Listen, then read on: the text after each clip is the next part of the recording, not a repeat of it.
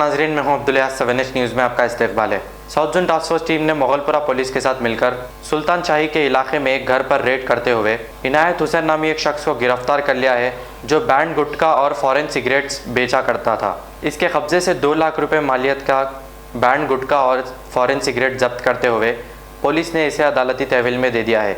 आइए देखते हैं हमारे नुमाइंदे अरबाज की ये रिपोर्ट।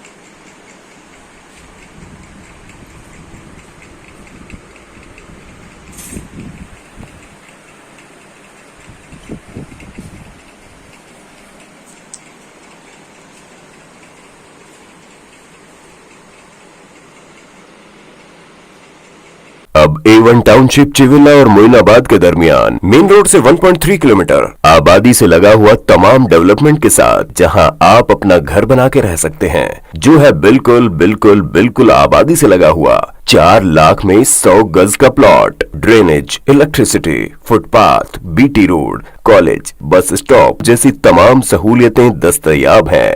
आपका ये छोटा सा इन्वेस्टमेंट आपका और आपके बच्चों का मुस्तकबिल बदल सकता है। मजीद मालूमात के लिए हमें कॉल करें। Address pillar number 235 opposite fishers department, Rajendra Nagar, Hyderabad. Contact 7799603838।